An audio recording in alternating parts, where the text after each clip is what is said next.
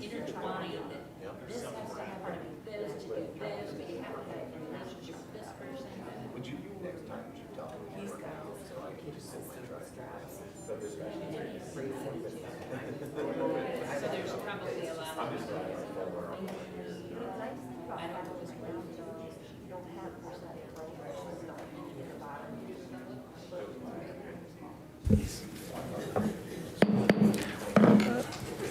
Yep. All right, I'd like to call the meeting of the City Commission for May 22nd to order. First order of business to do the Pledge of Allegiance. Please stand. I pledge allegiance to the flag of the United States of America and to the republic for which it stands, one nation, under God, indivisible, with liberty and justice for all. Alex, could you roll call, please? Benson. Here. Brunig. Here. Hanoff. Here. Johnson. Present. Minor. Here. Villanueva. Present. Weber. Here. Mayor Schramm. Here. City Manager Leon. Here. City Attorney Denherter. Here. Before you have the minutes of the regular meeting of May 8th, 2023, could I have a motion on those minutes? Move to approve. Second. We have a motion and a second. All in favor, per the minutes, say aye. Aye. All opposed, same sign. Okay, motion carries. We're going to move to the city manager report. Amy? Thank you, Honorable Mayor, members of the City Commission and the public. Couple of things for you tonight.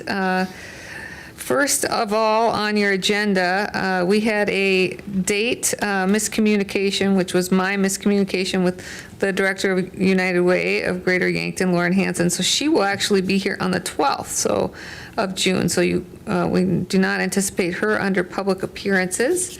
Somebody found a typo regarding the agenda item under new business 7, setting SAC membership rates. It's a typo related to the extension of hours portion. So when we get to that item on the agenda, I'll bring it up to you so you understand. It says we extended our hours in the evening to 7 a.m. and it should say 7 p.m. So we'll talk about that too, but those are two changes for you on your agenda. We are closed on Monday, which of course is Memorial Day. Solid waste and recycling routes will be that are scheduled for Monday will occur on Tuesday, May 30th. I will be putting together with staff a West Side Park update, and we'll put that out on our social media for you commissioners as well as for our partners in the project and the public to take a look at. Our parks and Public Works have had updated meetings with our engineer last week, as well as our contractor, and so we have more of a timeline and a plan for the repair of the pond, and we thought we'd put in some updates on the other items that are happening in West Side Park as well, so people can take a look at those. So that's forthcoming. Also, folks in Yankton may get a letter from the city relating to the FEMA floodplain map. So if you are currently in that map, or you are, your home will be included in the plan and the updated plan map, you will get some information. And it's a thorough letter, so we ask folks that receive it read it and take a look at it. We'll be headed through a process with FEMA Region 8 on some public meetings related to the proposed floodplain map and what that means for property owners. So it's not junk mail. Please take a look and read it if you receive it. To notify the press, for their benefit, you have probably tonight in front of you a little card from Lewis and Clark Behavioral Health Services to attend their groundbreaking. That's taking place on Wednesday, May 31st at 11 a.m. At the Cedar Village Assisted Living. So there may be a quorum media present for that. However, no city business will be discussed. Also, our Parks Department has indicated that our splash pad is open to the public from 10 a.m. to 8 p.m. So we're up and running, which is just a prequel to having the Huther Family Aquatics Center open on Saturday. So coming into season 3 already, which is really hard to believe. But we're excited about that, and looks like our weather is going to hold out for opening weekend, so lots of fun to be had there. One other thing I was asked to report on, and that's trees. Contrary to popular belief, I do like trees, and wanted to tell everyone a little bit about some of the tree plantings that have gone on associated with the Marne Creek Stabilization Project. Part of that project includes planting 17,496 willow stakes, 1,645 hackberry trees, 312 choke cherries, 740 American plum trees, 880 smooth sumac, and 880 fragrant sumac. So we planted a lot of trees. I think part of the philosophy there of the engineer who designed it was, let's use natural vegetation to stabilize the bank.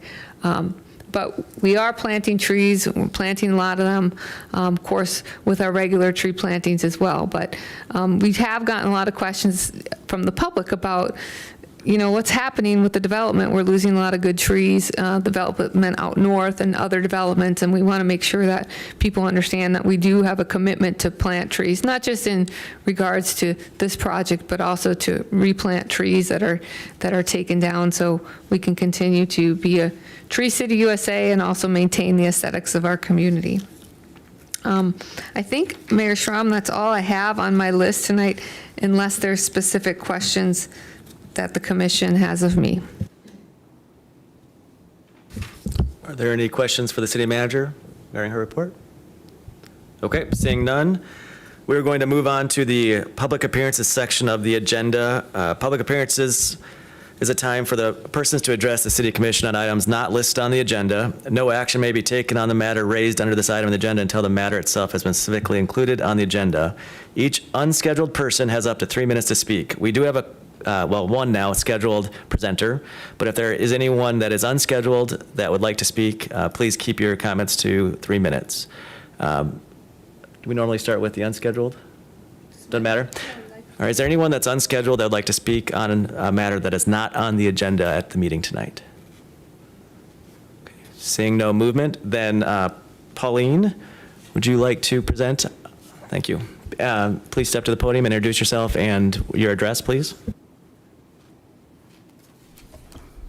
First off, I think Amy told me I had way more than 3 minutes, so I have a lot more information. You're good. You're scheduled. I'll cut it. Honorable Mayor, Commissioners, City Manager Leon, Mr. Varick, and Attorney Denherter. I'm here. My name's Pauline Ackland. I live at 2607 Abbott Drive. I'm here to share a couple of items about distracted driving and cell phone use. I personally, a year ago in March, was run off the road on North 81.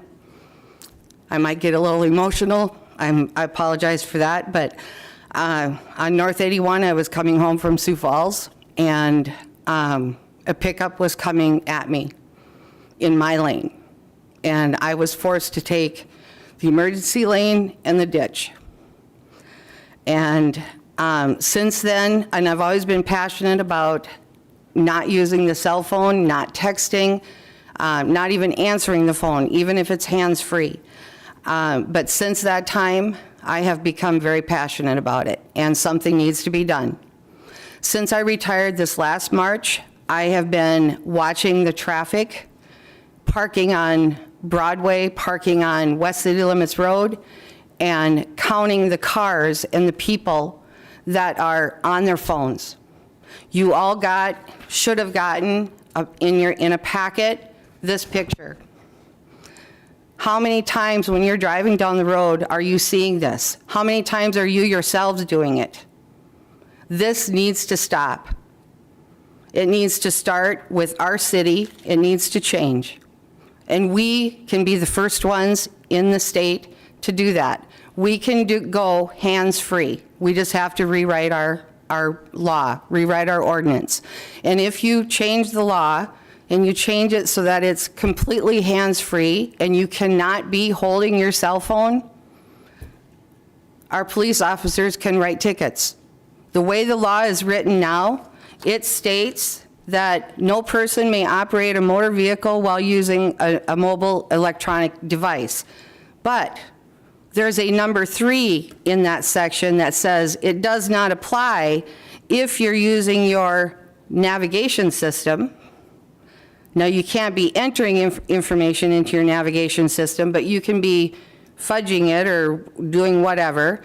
Number 4 says you can be reading, selecting, or entering a telephone number or a name into your phone. I'm sorry, when you're doing this, that's distracted driving. And every time you're looking at this screen, it takes 4.3 seconds of your time. And 4.3 seconds when you're driving 55 miles an hour is the length of a football field. How many accidents will you cause by doing that, by looking at your phone? I saw a young girl the other day. I was sitting at the stoplight, and she came up beside me, and she was FaceTiming while driving. There was a study done by an insurance company, and they took 7,500 people's phones and applied an app to their phone. Of those 7,500, 82% of them were doing more than talking on their phone. They were texting, they were Netflixing, they were searching for stuff on the internet, they were watching YouTube videos. I'm sorry, but our country is going awry with cell phones. And I would encourage you to park on the street and watch the people. I've counted them. On a Wednesday, 5 out of 10 vehicles were on their phone. On Fridays, it's much higher. On Saturdays, I don't even want to tell you what that number was, because it's crazy. But I am very passionate about this, and it needs to stop. We need to do something about it. Read the paper. How many hit-and-run accidents are happening? In April's paper, there was, just out of 2 weeks, there was 8 different hit-and-run accidents. Now, I don't know if our police chief has that data, and I don't know how they could on a hit-and-run, if they can track that down, but I would bet money on it that it involved a cell phone. Those hit and runs. I talked to a gal in Hy-Vee yesterday when we were getting groceries, and her vehicle was damaged in the parking lot. It's because people are not paying attention. They're distracted. And it just has to stop. In Nebraska, in Knox County, in mid-March of this year, there was a cattle trailer with a truck and trailer that was north of Creighton, and this was in our Yankton P&D. He was hauling 42 head of cattle. A small red car crossed the center line, and he was forced to take, on a 2-lane road, the emergency lane, a small, soft emergency lane, and partially went in the ditch. He rolled his vehicle because of that soft edge, and he rolled that trailer. 7 cattle died because of that. And that person did not stop. So these are just some examples. I provided you some laws that different states surrounding us have. Amy was kind enough to help me do that research. And there's information from those states. Montana has about the best. They have about the best where it is hands-free only. So I would encourage you to bring this forward, discuss it, ask me questions, but I would encourage you to address this. And let's be the first city in the state of South Dakota to be completely hands-free. And I'll stop at that because I have a lot more information, and I'll take any questions. Thank you, Pauline. I can attest to just visibly watching people too. When you're walking, you can see it, and driving. But does anyone have any questions? I think I'm so. just curious, Pauline, have you had a chance to visit with our state delegation yet on this? I have visited with Jean Hunoff. I had a meeting with her. I also had a lengthy conversation with the gentleman who introduced the bill, who is a past police officer and was also a chief of police in Brandon Valley. He's the one that introduced the bill. His last name is Barthel. And I visited with him, and he is helping me to find somebody to support this and bring it forth next spring to the, or next winter to the legislator again. And the other thing that I forgot to mention is, you know, we also had an attorney general that was impeached because of what he was doing and lying about being on his cell phone. And there was a death. We don't need any more deaths.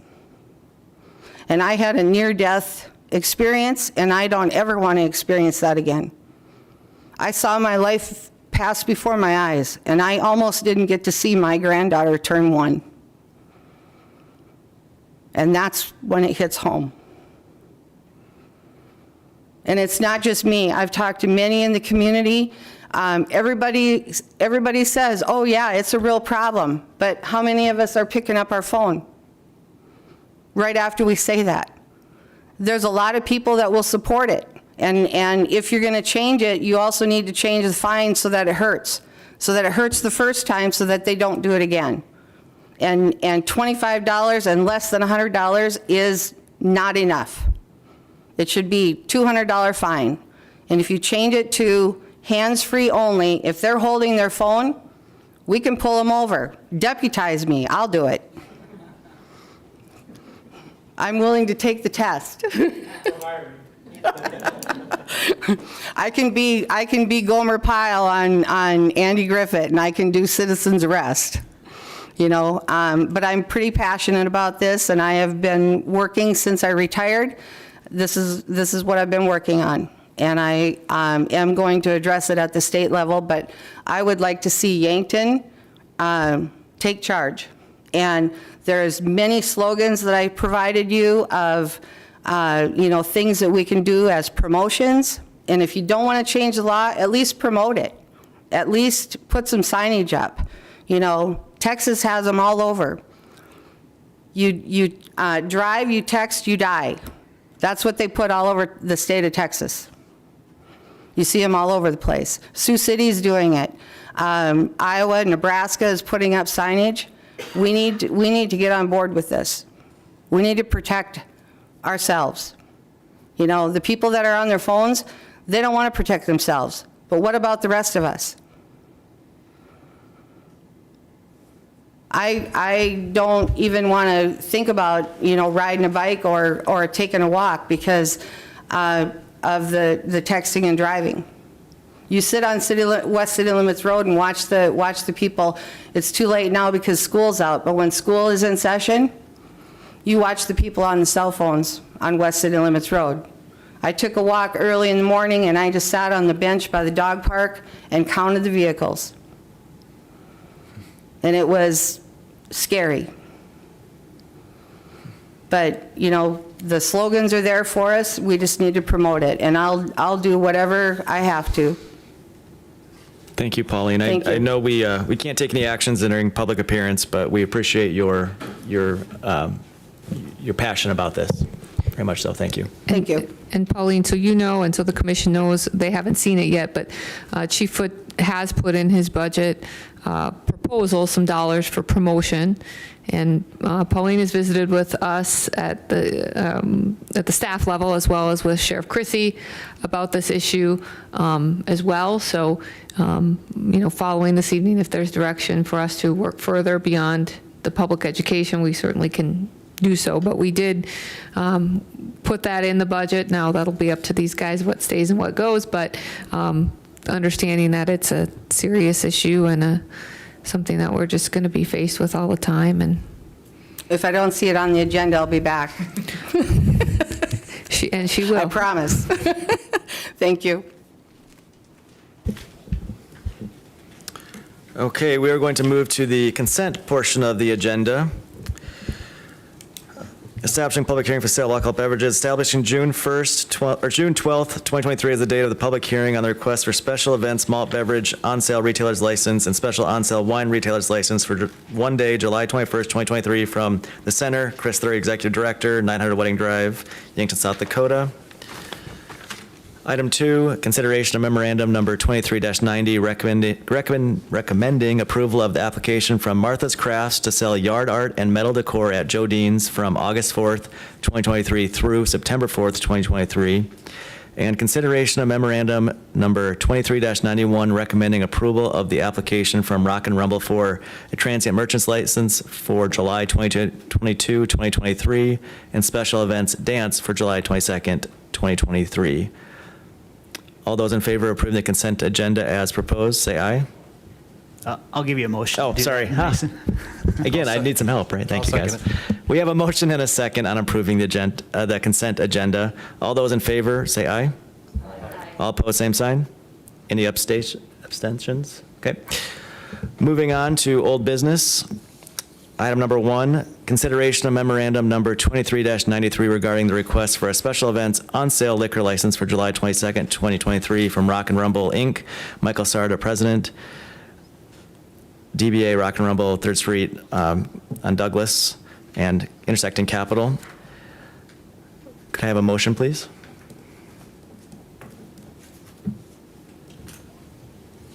So moved. Okay, we have a motion and a second. Any discussion on this item? Any discussion from the public? Okay, seeing none. Al, roll call. Hanoff. Aye. Johnson. Aye. Minor. Aye. Villanueva. Aye. Weber. Aye. Benson. Aye. Brunig. Aye. Mayor Schram. Aye. Motion carries. Item 2, second reading and public hearing for consideration of memorandum number 23-84 regarding resolution 23-18, vacation of west 7 feet of Dakota Street right-of-way lying north of 12th Street and adjacent to Lot 1 in Block 1 of Dakota West Addition. Steve and Lori Drotzman's owners. And just to note, this is a quasi-judicial action. Is there, before we make a motion, Dave, is there anything you wanted to mention on this? No, just available for questions. It's a minor housekeeping issue of a right-of-way situation, just to make it uniform. Okay. Could I entertain a motion, please? So moved. Second. We have a motion and a second. Any discussion among the commission on this item? Okay, seeing none, any discussion from the public? Okay, I see no movement. Al, roll call? Johnson. Aye. Minor. Aye. Villanueva. Aye. Weber. Aye. Benson. Aye. Brunig. Aye. Hanoff. Aye. Mayor Schram. Aye, motion carries. Moving on to new business, item number 1, consideration of memorandum number 23-85 regarding resolution number 23-19, a plat of tracks 2, 3, and 4 Law Edition. Location is 1/4 mile west of West Summits Road, north of the future 25th Street. It's Bob Law, Inc. as the owner. What is the commission's pleasure? So moved. Second. Okay, we have a motion and a second. Any discussion among the commission? Seeing none, any discussion from the public? Okay. Al, roll call, please. Minor. Aye. Villanueva. Aye. Weber. Aye. Benson. Aye. Brunig. Aye. Hanoff. Aye. Johnson. Aye. Mayor Schram. Aye. Motion carries. Item number 2 under new business, consideration of memorandum number 23-86 regarding resolution number 23-20, a plat of lots 16, 17, 18 of Whiting subdivision in the city of Yankton. This is located on the south side of the 15 and 600 blocks of Whiting Drive. Manitou Equipment America LLC is the owner. What is the pleasure of the commission? So moved. Second. I have a motion and a second. Any discussion? I understand this is going to be housing?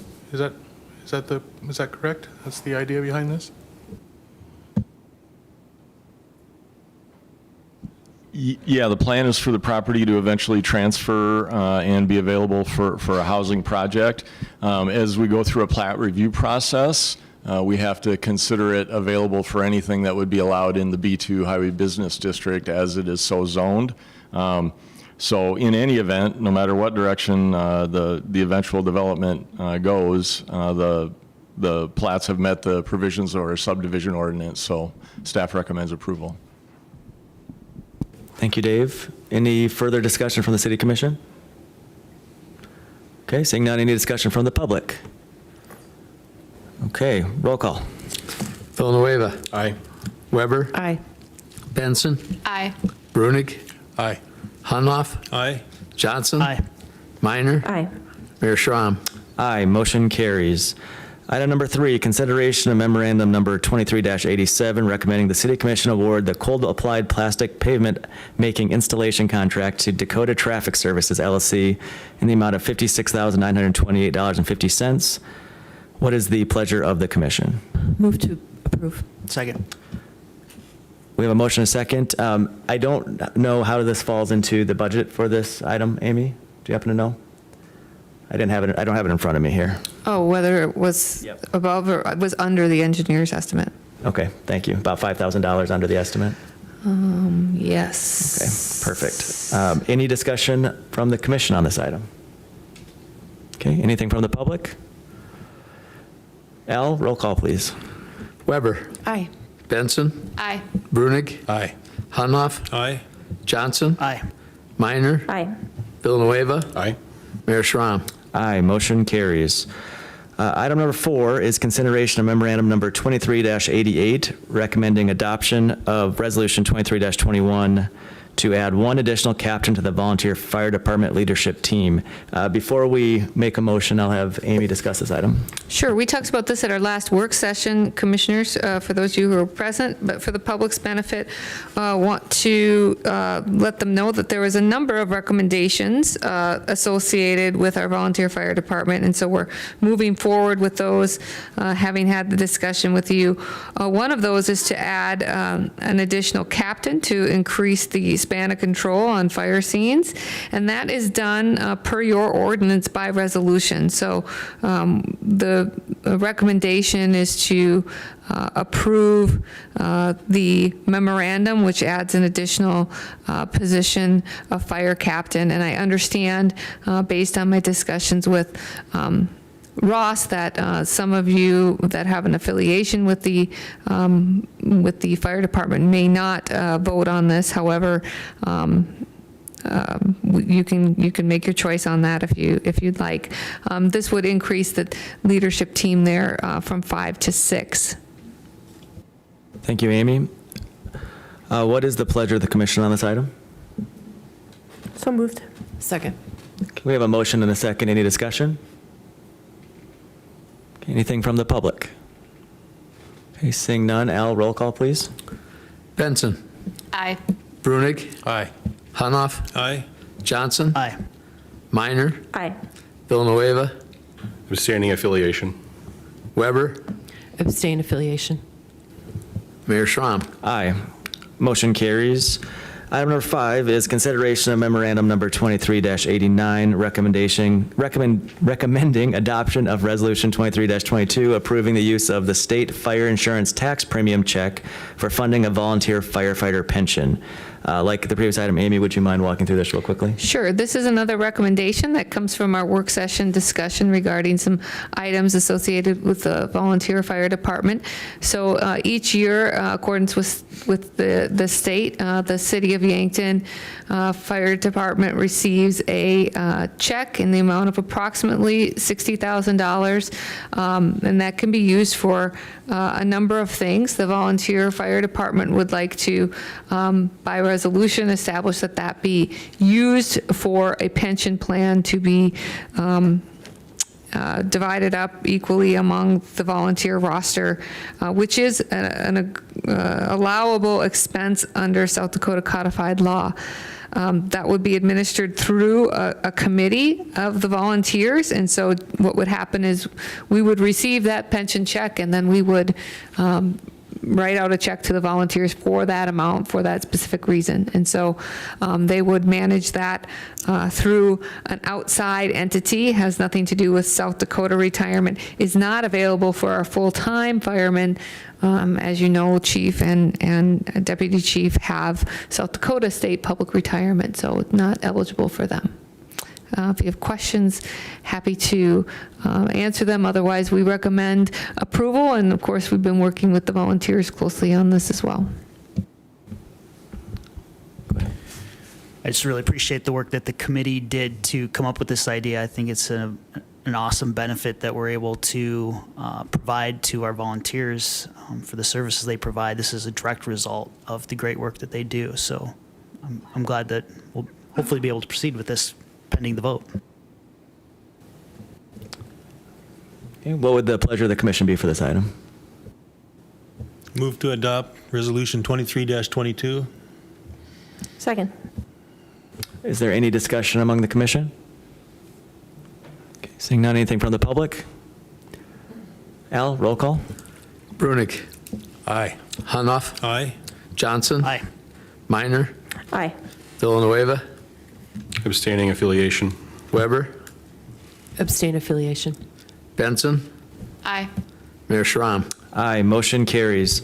Item number 6, consideration of memorandum 23-92 recommending approval of the Chan Gurney Municipal Airport Corporate Hangar Lease Agreement. This is an agreement with John Halstead, DBA Roger Wilco Aviation Services LLC. What is the pleasure of the commission? So moved. Second. We have a motion and a second. Any discussion? What happens when we have a corporate jet come in on just a temporary basis, like a Vera, Aztec, L&M Radiator? In the wintertime, you know, they need to be inside those jets. Is this going to still allow room for that?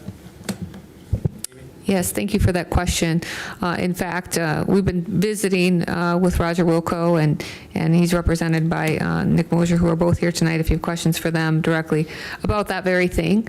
You know, certainly it's one thing when it's a corporate jet, it's important, but also a medical service. We have not just a Vera, but also some flights from Sanford, as well as a service from, I believe it's one of the reservations. I'm not sure exactly which, 2 of the reservations actually. So we want to make sure that's available. They understand that.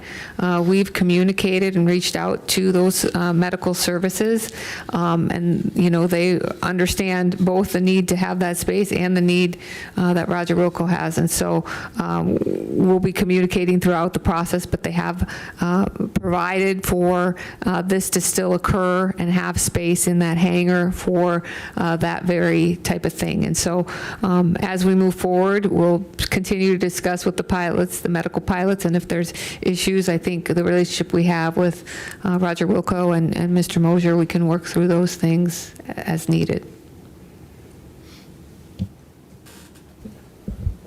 Other discussion? I did have a question.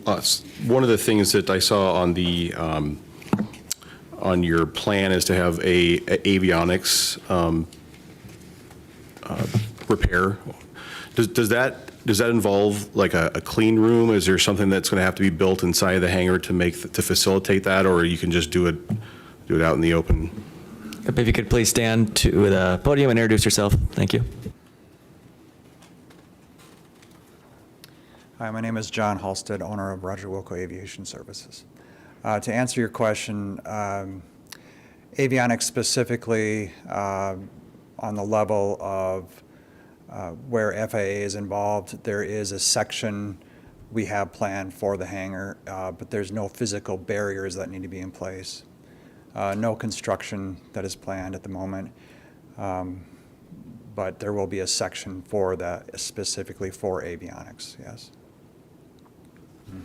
One last question, and that the space that you're taking up for the avionics won't then affect because one of my main concerns is if we have fixed wings or other things come in, just like Commissioner just asked too, is that I'm just afraid that I want to make sure we have enough room for emergency planes that may come in.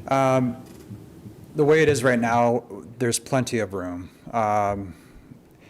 There's quite a bit of space in the airport, and if there's aircraft that we have in the hangar that need to be moved out of the way to accommodate transients or jets, they can be moved to the barrel hangar or other, specifically the barrel hangar is what I'm thinking about. But aircraft that are residing under contract, they can be moved to the barrel hangar on a temporary basis. But the plan is just to leave the space there to accommodate full-time. And at this point, there's no reason to be concerned about that from our standpoint. There's enough space in the hangar to accommodate everything we have planned for. Yeah. And it's a one-year contract, so, we'll see how things go and tailor it as necessary. But I strongly believe that offering avionics and having this hangar will allow us to expand into avionics, and that will definitely allow the airport to be used more than it is currently. It'll be very good for the airport and the city. Yep. Thank you. Mm-hmm.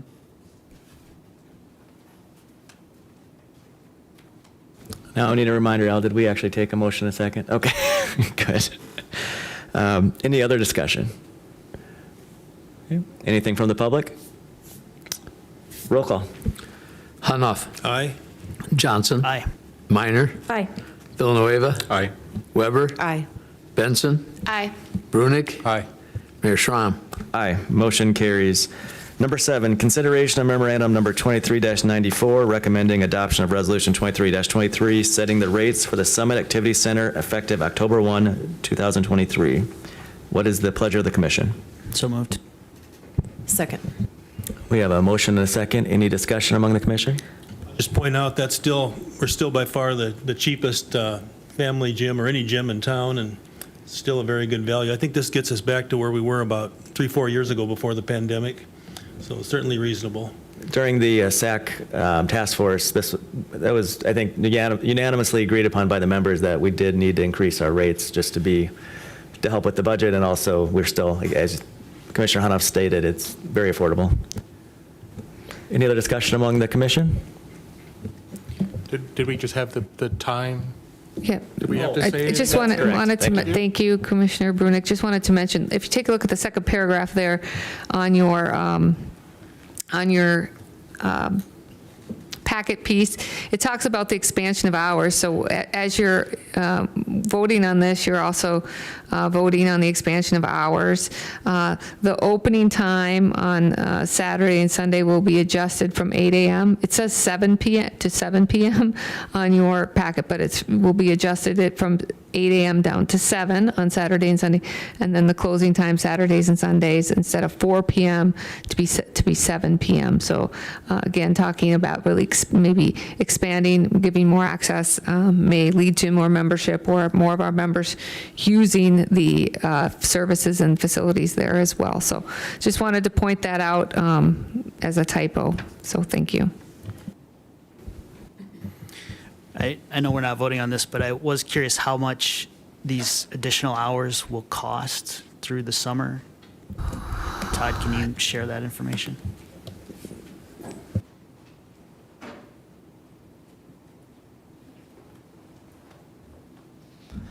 So we go from summer hours roughly around Memorial Day weekend. Usually we try to go with where school ends, but if you go Memorial Day weekend through Labor Day weekend, we got about 14 weekends, and that's obviously Saturday and Sunday, so it's 2 days. This is opening at 7 a.m. We have a full-timer come in. We used to cover the entire day with a full-timer and then one part-timer for some of that time. Now with us opening at 7 a.m., that part-timer will leave, so we'll have 3 p.m. to 7 p.m., so about 4 hours. and the closing shift. So obviously, we can't just have a minimum wage, brand-new person, freshly hired. So we'll have to have someone that knows how to close. We'll have 2 people in there also with monitoring the facilities upstairs and in the gymnasium. So depending on what costs are, could be $15 an hour for those 4 hours for one of them, could be up to $20. So by the time you figure 2 employees over those 14 weekends, somewhere between $3,000 and $4,500, again, just depending on who we have and what we're paying them. So. Thanks, Todd. Any other discussion among the commission? Okay, anything from the public? Seeing none, Al, roll call, please. Johnson. Aye. Minor. Aye. Villanueva. Aye. Weber. Aye. Benson. Aye. Brunig. Aye. Hunoff. Aye. Mayor Schram. Aye, motion carries. We'll move on to other business. There is no other business for tonight's agenda, and there is no executive session, so we are going to, could I ask for a motion to adjourn the meeting? So moved. Second. We have a motion and a second. All in favor, say aye. Aye. All opposed, same sign. Okay, motion carries. Thank you.